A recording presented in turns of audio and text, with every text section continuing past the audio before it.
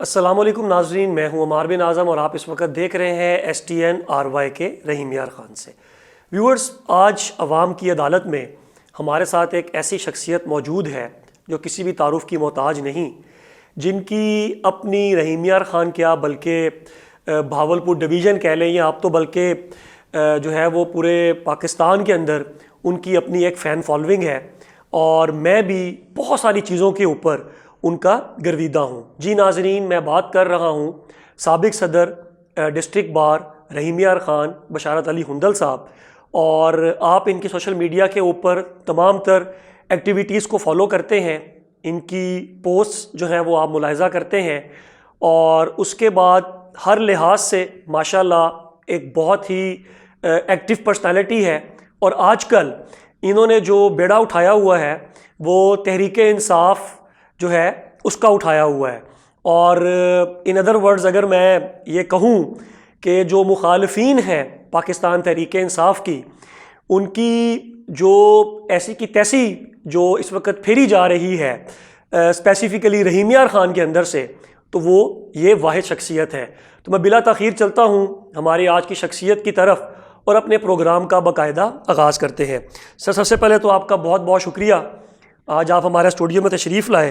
سر، social media کے اوپر بہت زیادہ ایکٹیو ہیں اور ایک اچھی خاصی فین فالوئنگ ہے، لوگ آپ کو فالو کرتے ہیں، ایڈمائر کرتے ہیں۔ سر، بہت زیادہ بولڈ لکھتے ہیں، الفاظ کا جو چناؤ ہے بعض اوقات وہ بھی بہت زیادہ بولڈ ہوتا ہے، اس کے بارے میں سر تھوڑا سا اظہار خیال کریں۔ سب سے پہلے تو عمار، آپ کا بہت شکریہ کہ آپ نے مجھے اپنے اس پلیٹ فارم پہ موقع دیا۔ بولڈ بیسکلی ہماری سوسائٹی جو ہے نا وہ بولڈ ہے، ہم بناوٹی بن گئے ہیں، میڈیا کے اوپر خاص طور پہ بہت بناوٹ آ گئی ہے۔ تو میں تو وہی زبان بولتا ہوں جو ہمارے گراس روٹ لیول کی زبان ہے، جو لوگ سمجھتے ہیں، جو لوگ سننا چاہتے ہیں، جو پسند کرتے ہیں۔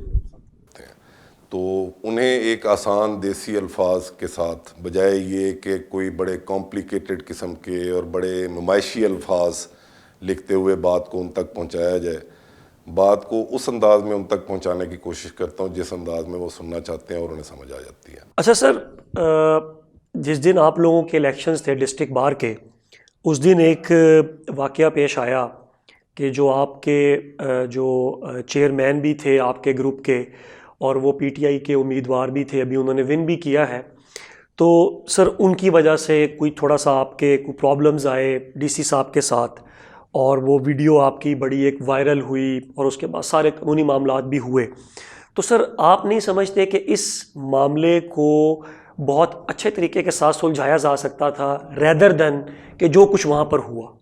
وہ جو واقعہ تھا 13 جنوری کی رات کا، وہ صرف یہ نہیں کہ پرائیویٹ کیمراز نے فلمایا تھا، وہ آپ کی میڈیا ٹیمز نے بھی بہت ساریوں نے وہاں پہ لائیو پکچر اس کو پکچرائز کیا تھا، اور اس کے علاوہ CCTV کیمرے بھی موجود تھے DC آفس کے سارے۔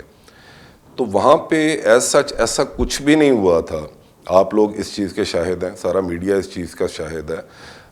جن ویڈیوز کو گراؤنڈ بنا کے ہم پہ ایک دہشت گردی کا مقدمہ درج کیا گیا، وہ ویڈیوز بھی اس چیز کی شاہد ہیں کہ وہاں پہ ایک گملہ تک نہیں ٹوٹا تھا۔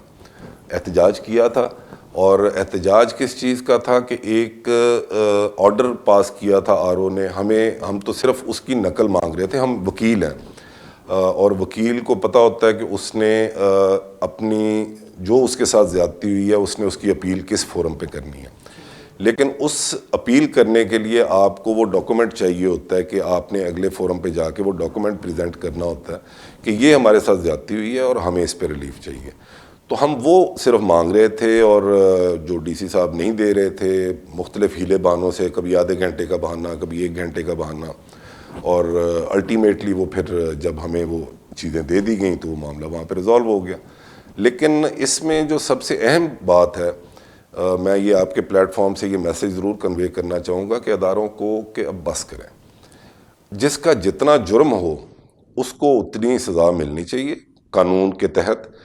FIR درج ہو، اگر کوئی قابل دست اندازی جرم ہوا ہے تو اگر نہیں ہوا تو اس کو اس حد تک ہی رکھیں، اس حد تک نہ جائیں کہ یہ جو آج ہمارے ساتھ ہوا کل کو ہم اگر اقتدار میں آئے تو ہم اپنے مخالفین کے ساتھ اسی طرح کریں اور استعمال اداروں کو کریں.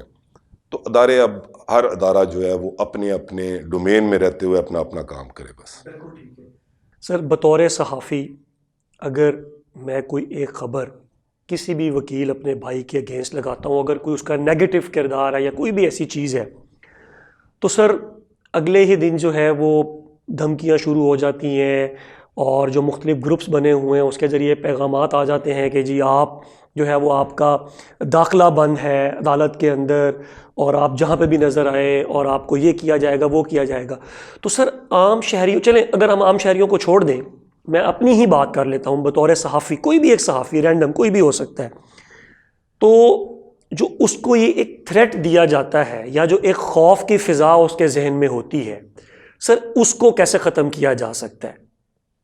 وکیل بھی آپ کے اسی معاشرے کا اور اس وقت سر وہ جو وکیل ہوتے ہیں وہ بھی اکٹھے ہو جاتے ہیں. وکیل بھی آپ کے اسی معاشرے کا حصہ. وکیل بیچارہ تو تھریٹ زبانی کلامی دے سکتا ہے. سر پاکستان تحریک انصاف کی بھرپور حمایت اور بھرپور جو ہے وہ آپ کی وہ ہوتی ہے، پوری سپورٹ ہوتی ہے اور بہت زیادہ آپ جو ہے وہ اوپنلی جو ہے وہ اپنے خیالات کا اظہار بھی کرتے ہیں. سر آپ نے اپلائی کیا ٹکٹ کے لیے، سر آپ نہیں سمجھتے کہ آپ کا رائٹ بنتا تھا جہاں سے جامع امان اللہ صاحب کو ٹکٹ دیا گیا؟ اب میرا اس طرح کا کبھی کوئی موٹیو نہیں تھا. آپ کو پتہ ہے کہ میری رہائش 262 میں ہے، 263 میں ہماری بہت برادری بھی بیٹھی ہے، دوست ہیں، احباب ہیں. 261 جو ہے وہ میرا آبائی حلقہ تھا، وہاں پہ میرا رقبہ سارا کچھ وہاں پہ تھا. تو 261 میں انفارچونیٹلی کیونکہ پی ٹی آئی کا نمائندہ کوئی بھی نہیں تھا، تو پارٹی کی رہنمائی سے ہی میں نے وہاں پہ نامینیشن فارم دیے تھے اپنے، اور پارٹی میں ٹکٹ بھی اپلائی کیا تھا. تو بیسک مقصد ٹکٹ لینا اور الیکشن کنٹیسٹ کرنا نہیں تھا. بیسک مقصد جو ہے اس کے پیچھے خان کی نمائندگی تھی کہ رحیم یار خان ضلع میں نے پارٹی کو خود آفر کی تھی کہ آپ کو کسی بھی حلقے میں اگر امیدوار نہیں ملتا پورے ضلع میں تو میں حاضر ہوں، اور اسی سلسلے میں نے وہاں پہ اپلائی کیا. تو جام امان اللہ صاحب بھی میرے بھائی ہیں، میری جگہ پارٹی نے انہیں بہتر سمجھا، انہیں ٹکٹ دے دیا، تو مجھے کوئی اس کا ریگریٹ نہیں تھا. میں نے جس دن انہیں ٹکٹ اناؤنس ہوا سب سے پہلا بندہ میں ہی تھا جس نے ان کا سوشل میڈیا پہ بھی اناؤنس کیا کہ انہیں ٹکٹ ملا، اور میری پوری حمایت ان کے ساتھ ہوگی. اور آپ کو پتہ میں چونکہ سوشل میڈیا پہ بڑا پرو ایکٹیو آدمی ہوں اور میں پیپر ورک کا بہت قائل ہوں، تو میں نے بہت سارا جو پیپر ورک اور سوشل میڈیا کے ذریعے اپنے پورے حلقے میں جو ایک پوری ٹیم اکٹھی کر لی تھی، ہر پولنگ سٹیشن اور ہر دیہات کے حوالے سے، وہ پوری کی پوری ٹیم اور پورا جو پیپر ورک تھا وہ جام امان اللہ کو تحفے میں دیا، اور اللہ نے اسے عزت دی، وہ جیت گیا آج. بالکل. اچھا سر، کمنگ ٹو ورڈز رحیم یار خان سٹی، سر کیمپین چلی، الیکشن ہوئے، کینڈیڈیٹس جیت گئے. سر کسی ایک کینڈیڈیٹ نے بھی اپنی کیمپین کے اندر، خواہ وہ پاکستان تحریک انصاف کا ہو یا وہ پاکستان مسلم لیگ نواز کا ہو، چلے ہم تحریک انصاف کی اگر بات کرتے ہیں، ان کو تو صحیح معنوں میں جو ہے وہ کیمپین کا ٹائم ہی نہیں دیا گیا، لیکن سر کسی ایک نمائندے کی طرف سے بھی یہ یقین دہانی نہیں کروائی گئی کہ جو آپ کے بیسک مسائل ہیں رحیم یار خان کے، جو تقریباً پچھلے 15-16 سال سے، جن میں سیوریج، گیس کی غیر اعلانیہ لوڈ شیڈنگ، بجلی کی غیر اعلانیہ لوڈ شیڈنگ، اس کے بعد سڑکیں جو ٹوٹ پوٹ کا شکار ہے، گلی گلی محلے محلے گند کچرا، سر ایک نمائندے نے بھی یقین دہانی نہیں کروائی. سر اس کے اوپر تھوڑی سی روشنی ڈالیں کہ آپ کیا سمجھتے ہیں کہ یہ مسائل حل ہوں گے آنے والے ٹائم میں؟ عمار، اس آپ کے کویسچن میں جو ہے نا وہ 3-4 جو ضمنی سوال موجود ہیں، اگر اسے تھوڑا سا سیپریٹ کر کے دیکھا جائے. پہلے تو اس الیکشن پہ آ جائیں. یہ الیکشن 2 فریق لڑ رہے تھے. اس مرتبہ 2 نظریاتی ووٹ تھے. ایک ووٹ تھا عمران خان کا، دوسرا اینٹی عمران خان کا. اینٹی عمران خان نے، اب آپ کے سوال کی طرف میں آتا ہوں کہ اینٹی عمران خان نے اس لیے یقین دہانیاں نہیں کروائیں کاموں کی کہ انہوں نے تو جو بیانیہ دیا تھا، ان کا بیانیہ تھا ساڈی گل ہو گئی ہے. ٹھیک ہے، وہ پورا امپریشن ہی یہ دے رہے تھے. ایون جو سپیچز کوئی کلپس لیک ہوئے تھے, اس کے اندر وہ برملا کہہ رہے تھے کہ ساڈی گل ہو گئی ہے, تسی با ووٹر نو کڈیا جے, باقی کام لتر پولا وہ کرن ڈے نے, وہ کرتے رہن گے. تو وہ انہوں نے تو اس طرف توجہ ہی نہیں دی. عمران خان کا ووٹر جو ہے اس نے یہ جو آپ گلی محلے والے کام کہہ رہے ہیں, انہوں نے گلی محلے کے لیے ووٹ نہیں دیا, انہوں نے اس ظلم و ستم کے خلاف ووٹ دیا جو پچھلے 2 سال سے جاری تھا. انہوں نے اس ظلم کے خلاف ووٹ دیا جو اس دور میں چادر چار دیواری کا تقدس پامال کیا گیا. انہوں نے اس ظلم کے خلاف ووٹ دیا جو بہنوں, ماؤں, بیٹیوں, معذوروں کو سڑکوں پہ گھسیٹا گیا. انہوں نے اس ظلم کے خلاف ووٹ دیا گیا نہ جہاں پہ بچوں کو دیکھا گیا, نہ جہاں پہ بزرگوں کو دیکھا گیا. انہوں نے اس ظلم کے خلاف ووٹ دیا جو بے دردی سے لوگ مارے گئے اور ان کا نام و نشان تک جواز نہیں دیا گیا. انہوں نے اس ظلم کے خلاف ووٹ دیا جو 9 مئی کرنے والے کوئی اور تھے اور کھاتے میں پی ٹی آئی کے ڈال کے ایک تحریک بنا دی گئی اور اسے 1971 سے بھی بڑا سانحہ قرار دے دیا گیا, اسے 16 دسمبر آرمی پبلک سکول سے ہی بڑا سانحہ قرار دے دیا گیا, اور ایسے تھا جیسے پاکستان میں آج تک دودھ کی نہریں بہتی رہیں اور اچانک جو ہے بہت بڑا ظلم ہو گیا. وہ ووٹر وہ تھا, اس کو گلی محلے کے کاموں سے کوئی غرض نہیں ہے. اس کو یہ غرض نہیں ہے کہ سائمہ طارق جو ہے وہ ان کے کام رکن پور کے سردار گڑھ کے کروا پائے گی یا نہیں کروا پائے گی. اس کو اس سے غرض نہیں ہے کہ ممتاز مصطفیٰ صاحب جو ہے وہ ظاہر پیر سے لے کے کوٹس مابے تک سڑکیں بنوا دیں گے یا نہیں بنوا دیں گے. اچھا سر, جس طرح آپ نے بتایا کہ PDM2 PDM1 جو ہے وہ بھی لوگ دیکھ چکے ہیں, جو مہنگائی کا ایک عالم تھا. ابھی کہا یہ جا رہا ہے کہ دوبارہ ابھی جب اگلے مہینے IMF سے ان کے جو ہے وہ قسط لی جائے گی, کچھ لینا اور دینا اور سیٹل ڈاؤن ہوگا, تو چیزیں جو ہیں وہ دوبارہ بہت زیادہ اوپر کی طرف جائیں گی.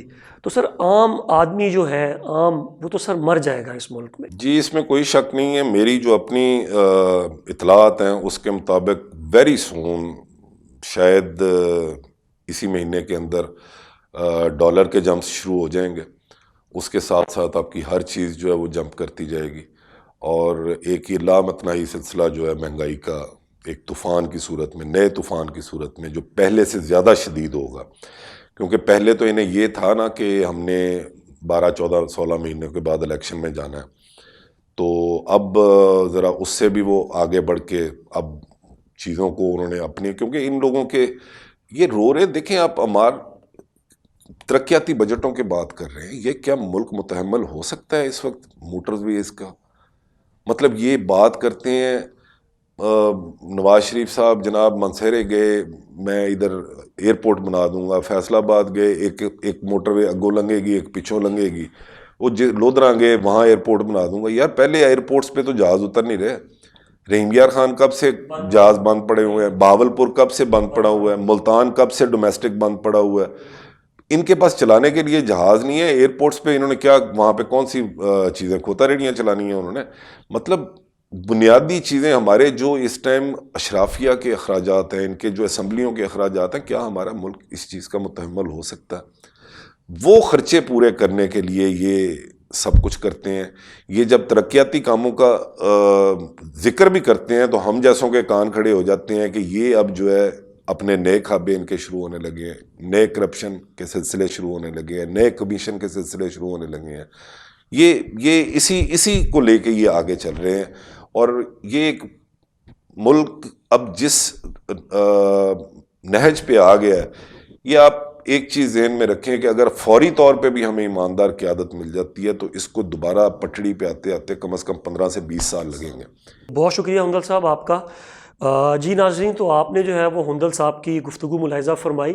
اگر ہم جو ہے وہ کسی اسپیسیفک ادارے کے خلاف بولیں تو غداری, اور اگر عدلیہ کے خلاف کوئی الفاظ بولنے یا لکھا جائے تو توہین عدالت. 2024 کے جو الیکشنز کے رزلٹ تھے انہوں نے بڑے بڑے سیاستدان جو ہیں وہ ان کی آنکھیں کھولی ہیں. اس ویڈیو کو آپ میکسیمم شیئر کریں, اپنی کمنٹ سیکشن میں رائے کا اظہار بھی ضرور کریں, فیڈ بیک ضرور دیا کریں تاکہ ہمیں پتہ لگے کہ ہم اپنی چیزوں کو مزید کس طریقے کے ساتھ بہتر کر سکتے ہیں. مجھے نیکسٹ پروگرام تک کے لیے اجازت دیں. اپنی ٹیم کے ہمراہ. پاکستان زندہ باد.